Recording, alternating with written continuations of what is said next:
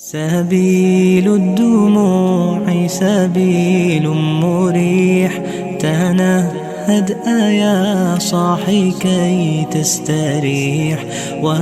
Bismillahirrahmanirrahim. Assalamualaikum warahmatullahi wabarakatuh. Allahumma sholli ala Sayyidina Muhammad wa ala ali Sayyidina Muhammad.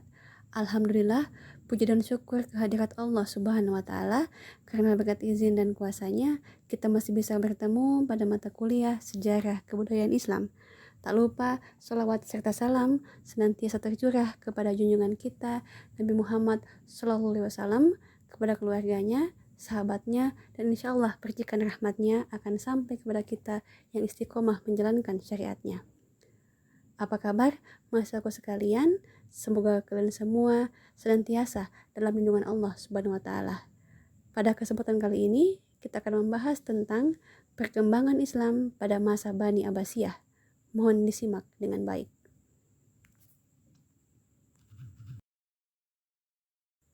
Bani Abbasiyah adalah kekhalifahan kedua Islam yang berkuasa di Baghdad. Kekhalifahan ini berkembang pesat dan menjadikan dunia Islam sebagai pusat pengetahuan dengan menerjemahkan dan melanjutkan tradisi keilmuan Yunani dan Persia. Kekhalifahan ini berkuasa setelah merebutnya dari Bani Umayyah dan menundukkan semua wilayahnya kecuali Andalusia. Untuk lebih jelasnya, silahkan simak video berikut ini.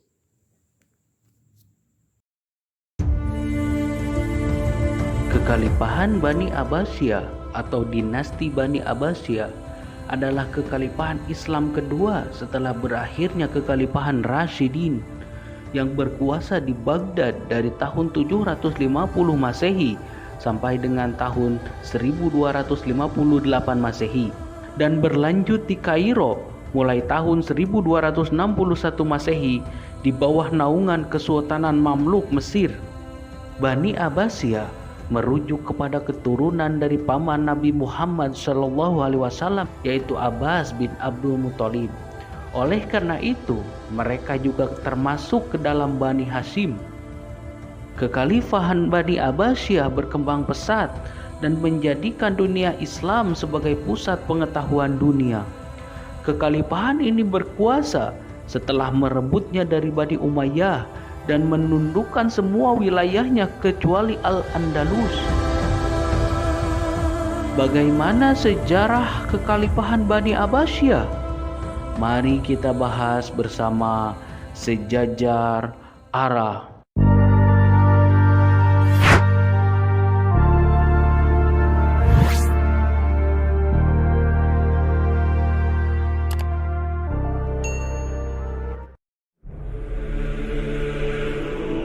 Sejak awal berdirinya kekhalifahan Bani Umayyah, kelompok Syiah telah memberontak karena merasa hak mereka terhadap kekuasaan dirampok oleh Muawiyah yang merupakan pendiri Bani Umayyah dan keturunannya.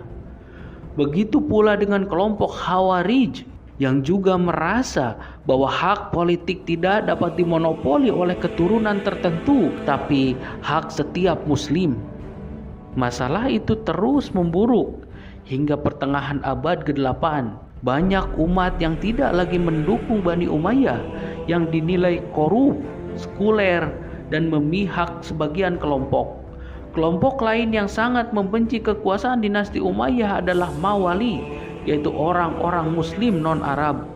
Mereka yang kebanyakan dari Persia ini merasa tidak diperlakukan setara dengan orang Arab karena diberi beban pajak yang lebih tinggi.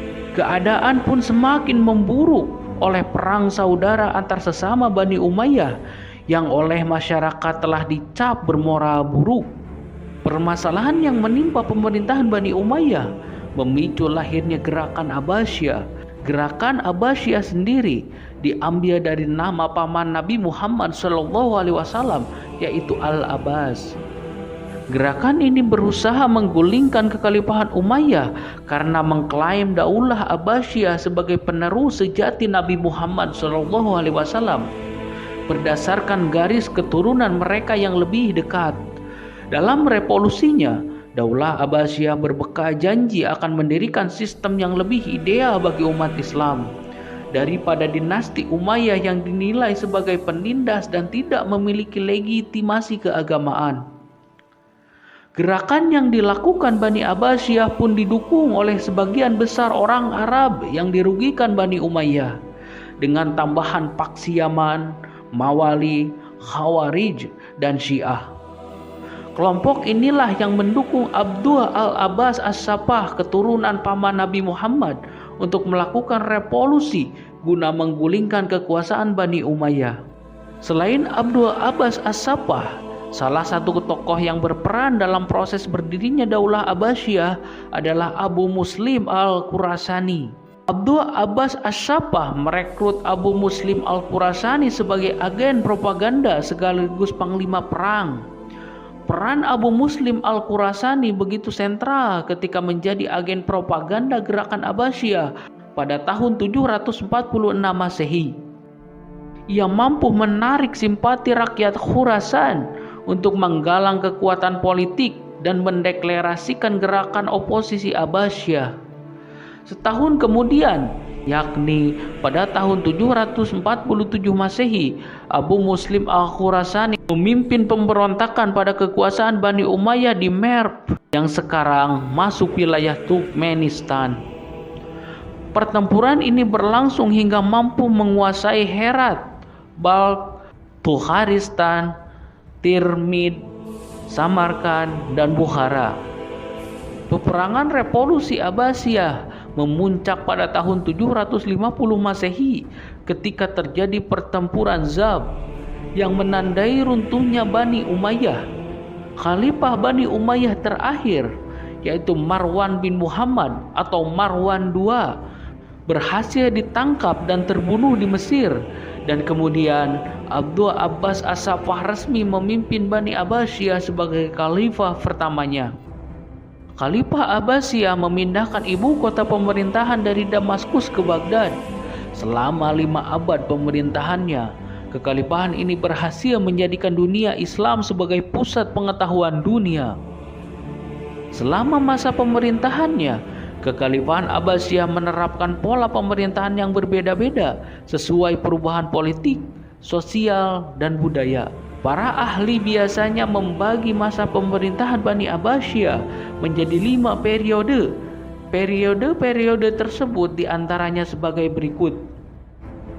Periode pertama antara tahun 750 Masehi sampai dengan tahun 847 Masehi disebut periode pengaruh Persia pertama. Periode kedua antara tahun 847 Masehi sampai tahun 945 Masehi disebut periode pengaruh Turki pertama. Periode ketiga antara tahun 945 Masehi sampai tahun 1055 Masehi disebut masa kekuasaan dinasti Bani Buwawih dalam pemerintahan Khalifah Abbasiyah. Disebut juga masa pengaruh Persia kedua. Periode keempat antara tahun 1055 Masehi sampai tahun 1194 Masehi disebut masa kekuasaan Daulah Bani Seljuk dalam pemerintahan Khalifah Abbasiyah, dan disebut juga masa pengaruh Turki kedua. Periode kelima antara tahun 1194 Masehi sampai tahun 1258 Masehi disebut masa kekhalifahan bebas dari pengaruh dinasti lain, tetapi kekuasaannya hanya efektif di sekitaran Baghdad dan diakhiri oleh invasi dari bangsa Mongol.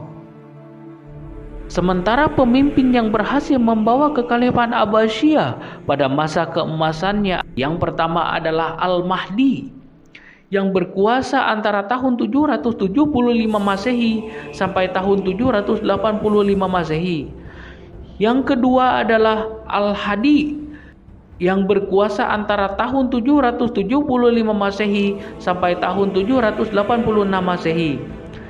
Yang ketiga adalah Harun ar-Rasyid, yang berkuasa antara tahun 786 Masehi sampai tahun 809 Masehi. Yang keempat adalah Al-Ma'mun, yang berkuasa antara tahun 813 sampai tahun 833 Masehi. Yang kelima adalah Mutashim yang berkuasa antara tahun 833 sampai tahun 842 Masehi. Yang keenam adalah Al-Watsik yang berkuasa antara tahun 842 Masehi sampai tahun 847 Masehi.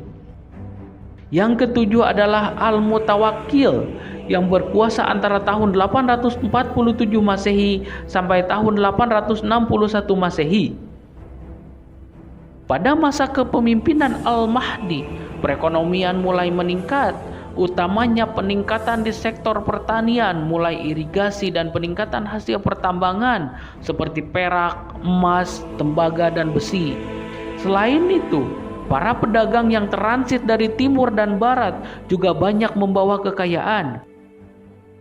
Pada masa kekhalifahan Harun ar-Rasyid dan putranya Al-Ma'mun, kekayaan negara banyak dimanfaatkan untuk keperluan sosial, seperti mendirikan rumah sakit, lembaga pendidikan, dokter, dan farmasi.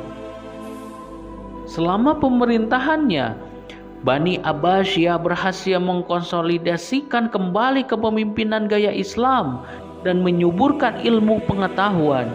Faktor yang paling utama penyebab tumbuhnya peradaban ilmu pengetahuan pada masa dinasti Abbasiyah adalah didirikannya tempat-tempat pendidikan seperti akademi dan perpustakaan. Pada masa itu, perpustakaan berperan layaknya universitas pada zaman sekarang. Kesejahteraan sosial, kesehatan, pendidikan, ilmu pengetahuan, dan kebudayaan berada pada zaman keemasannya. Pada masa inilah negara Islam menempatkan diri sebagai negara terkuat dan tak tertandingi. Tetapi seiring berjalannya waktu, timbul berbagai persoalan yang kian melemahkan kekuasaan kekhalifahan Bani Abbasiyah yang akhirnya mengalami keruntuhan. Runtuhnya kekhalifahan Abbasiyah dipengaruhi oleh beberapa faktor, di antaranya faktor pertama adalah persaingan antar bangsa. Kekhalifahan Abbasiyah didirikan oleh Bani Abbas yang bersekutu dengan orang-orang Persia. Namun, dalam prosesnya, orang-orang Persia tidak merasa puas dan menginginkan sebuah dinasti dengan staf dari negaranya. Oleh karena itu, muncullah dinasti-dinasti yang ingin melepaskan diri dari kekuasaan Baghdad. Faktor kedua adalah kemerosotan ekonomi. Meskipun sempat bergelimbang kekayaan, kekhalifahan Abbasiyah mulai mengalami kemunduran di bidang ekonomi karena pendapatan terus menurun sementara pengeluaran mereka terus meningkat. Faktor ketiga adalah faktor dari perang salib. Perang salib yang berlangsung selama beberapa periode tidak hanya menelan banyak korban, tetapi juga menimbulkan kerugian yang sangat besar. Faktor keempat adalah serangan dari bangsa Mongol dan berakhir dengan jatuhnya Baghdad. Pada tahun 1258 Masehi, tentara Mongol yang berkekuatan sekitar 200.000 orang menyerang Baghdad. Penguasa terakhir kekhalifahan Abbasiyah benar-benar tidak berdaya membendung tentara Mongol sebanyak itu. Jatuhnya Baghdad ke tangan bangsa Mongol secara otomatis mengakhiri kekuasaan Bani Abbasiyah di Baghdad. Setelah jatuhnya Baghdad, salah seorang keluarga Bani Abbasiyah yang bernama Al-Mutansir Billah berhasil meloloskan diri ke Kairo. Di Kairo, Sultan Az-Zahir Baibars yang merupakan Sultan Mamluk Mesir pada saat itu menobatkan Al-Mutansir Billah sebagai khalifah walaupun tanpa kekuasaan politik, dan dimulailah era baru kekhalifahan Bani Abbasiyah yang berpusat di Kairo mulai tahun 1261 Masehi di bawah naungan Kesultanan Mamluk Mesir.